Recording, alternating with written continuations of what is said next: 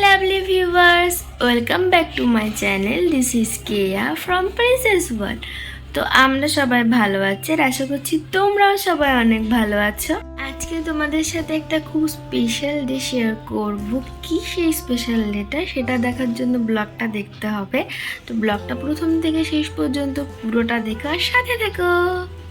দুপুরবেলার দিকে আমি একটা কেক বানাচ্ছিলাম। আমি প্রতিবারই দেবানের জন্মদিনে একটা করে কেক বানাই।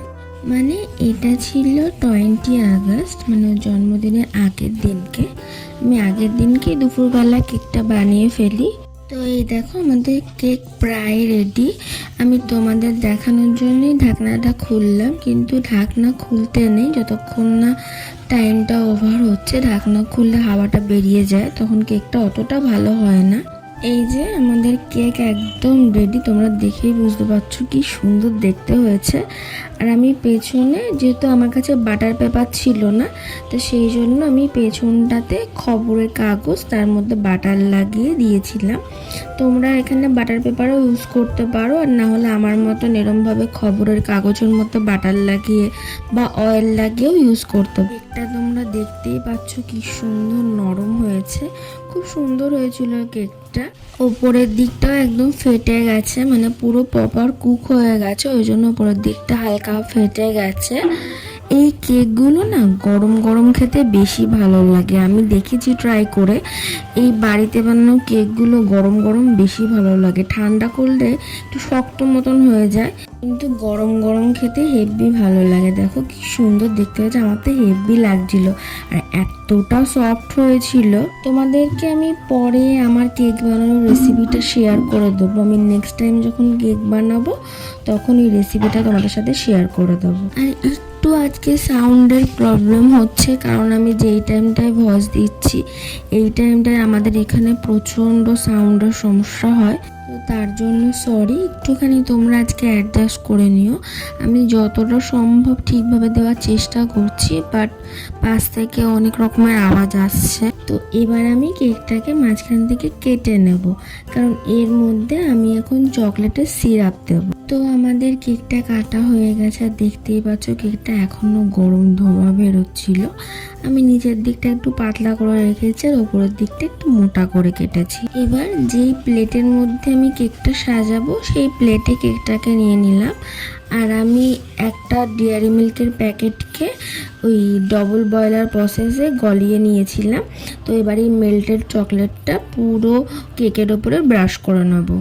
বেশি দেওয়ার দরকার নেই, কারণ কেকটার মধ্যে যেহেতু কোকো পাউডার ছিলই, তাই এটা চকলেটি কেক হয়েছে তাই জন্য। বাট অল্প ক্রিমি ভাবের জন্য আমি অল্প করে চকলেট সিরাপ ব্রাশ করে নিলাম, কারণ বেশি মিষ্টি হয়ে গেলে না খাওয়া যায় না, গা পাকিয়ে ওঠে। তা সেই জন্য আমি সামান্য পরিমাণে চকলেট সিরাপ ইউজ করলাম। আর এইখানে আমি তাড়াহুড়ো করে একটা ভুল করে ফেলেছি, কেকের কাঁটা দিকটা আমি ওপরে দিয়ে ফেলেছি। সেই জন্য তোমরা দেখতেই পাচ্ছ যে চকলেট সিরাপটা স্প্রেড করতে আমার কতটা সমস্যা হচ্ছে। তো তোমরা এই ভুলটা করবে না, যে দিকটা বেশি তেল তেলে ওই দিকটাই ওপরে দেবে, তাহলে দেখতেও ভালো লাগবে, ফিনিশিংও ভালো আসবে, আর কাজ করতেও তোমাদের সুবিধা হবে। বছরে এই একটা দিনই বলতে গেলে আমি কেক বানাই, আর সারা বছর আমি এইসব কিছুই বানাই না। আজকের দিনটা যেহেতু খুব স্পেশাল, আর আমি প্রায় প্রতি বছরই ধরতে গেলে এই দেবানের জন্মদিনের দিনকে একটা করে কেক বানাই। কারণ রাত্রি 12টার সময় যখন কেকটা কাটা হয় তখন আমার মনে হয় যে আমি নিজের হাতে বানিয়ে সেই কেকটা ওকে কাটাবো, আমার খুব ভালো লাগে। তাই আমি প্রতি বছরই চেষ্টা করি ও জন্মদিনের দিন রাত্রি 12টার সময় নিজের হাতে বানানো কেকটা ওকে দিয়ে কাটাই। আর এই বছর যেহেতু দেবানদের কালো সুদ চলছে, তো সেই জন্য সেরমভাবে কিছু একটা সেলিব্রেট করাই হবে না, যেহেতু আমাদের বাঙালি নিয়মে কালো সুদ চললে এক বছর কিছু করতে নেই, সেই জন্য। বাট কেকটা তো বিদেশি নিয়ম, কেকটা কাটাই যায়, সেই জন্যই আমার কেকটা বানানো। প্রথম যেইবার ওর বার্থডেটা আমার বাড়িতে সেলিব্রেট হয়, আমি তোকে রাত্রি 12টা পর্যন্ত আটকে রেখেছিলাম। ও বুঝতে পারছিল না, মানে ও ভাবতেই পারিনি যে আমি কেক বানাবো। তো ভাবছি যে কেন আমি ওকে আটকে রেখেছি, কিন্তু কিন্তু এখনো বুঝেই গেছে যে রাত্রি 12টা বাজবে, তারপরে একটা ছোট্ট করে সেলিব্রেশন হবে, তারপরে আমি ওকে বাড়ি পাঠাবো। অন্যান্যবার ওপরের ঘরটা সুন্দরভাবে বেলুন দিয়ে, তারপরে হ্যাপি বার্থডে লেখা দিয়ে, তারপরে লাইট দিয়ে সুন্দর করে সাজায়। বাট এইবার যেহেতু বললাম না কালো সুদ চলছে, তো সেই জন্য এবার সেসব কিছুই করা হয়নি। যে রাত্রি 12টার সময় আমি কেকটা ফ্রিজ থেকে বার করে নিয়েছিলাম। আমি কেকটা ফ্রিজে রেখেছিলাম তার কারণ যাতে ওপরে যে চকলেট সিরাপটা দিলাম না, ওটা যাতে পুরো জমে যায়। আর কেকের ওপরে দিয়েছিলাম একটা সুন্দর রোজ প্যাটার্নের ক্যান্ডেল। এই ক্যান্ডেলটা আমার স্টুডেন্ট আমাকে দিয়েছে। ক্যান্ডেলগুলো এত সুন্দর দেখতে, আমার তো ভীষণ ভালো লেগেছে এই ক্যান্ডেলগুলো। ব্যাকগ্রাউন্ডটাকে তোমরা সবাই অ্যাভয়েডই করো, কারণ তখন রাত্রি 12টা বাজে, আমার বাবা মা সবাই ঘুমিয়ে পড়েছিল বলতে গেলে। তো সেই জন্য মশারি টশারি সবই পাশে রয়েছে। আর দেখতেই পাচ্ছ শীতকালে যা হয়, ক্যাথা কম্বল খাটের উপরে থাকে, তো সেই জন্য ব্যাকগ্রাউন্ডটাকে তোমরা একটু অ্যাভয়েডই করো। কেক কাটিং করা কমপ্লিট। আর কেকটা আমি প্রথমে ফটো তুলতে ভুলে গেছিলাম, তো এই যে আমি ওপরে আবার জেমস দিয়ে সুন্দর করে সাজিয়েছিলাম যাতে দেখতে একটু ভালো লাগে। তোমরা এর মধ্যে আরো অনেক টপিং অ্যাড করতে পারো, কারণ যত টপিংস অ্যাড করবে তত দেখতে সুন্দর লাগবে কেকটা। তো এখন কেক খাওয়া খাই পর্ব চলছে। কেকটা মোটামুটি ভালোই হয়েছিল, কিন্তু যেই বেকিং সোডার বেকিং পাউডারের পরিমাণটা ঠিকভাবে না দিলে না কেকটা একটু শক্ত হয়। আর ফ্রিজে রেখেছিলাম বলে কেকটা একটু শক্ত হয়ে গেছিলো। ওভারঅল খেতে ভালোই হয়েছিল। তো এই যে কেক কাটা কমপ্লিট, বার্থডে সেলিব্রেটও কমপ্লিট। দেবায়ন এখন বাড়িতে চলে যাবে। আর তখন তো ভীষণ ঠান্ডা ছিল, কারণ ওর জন্মদিন জানুয়ারি মাস। আর তোমরাও ভাবো যে আমি কত দেরি করে করে ভিডিওগুলো আপলোড করি, কারণ এখন তো মানুষ গরমে বাঁচছেই না। আর আমি এদিকে জ্যাকেট টুপি এইসব পরা ভিডিও আপলোড করছি। সত্যি কথা বলতে আমিই ভীষণ কুড়ে হয়ে গেছি। ভয়েস ওভার দেওয়া, ভিডিওগুলো এডিট করা, এগুলো করতেই চায় না, বাট চেষ্টা করি, কিন্তু এত কুড়ে হয়ে গেছি।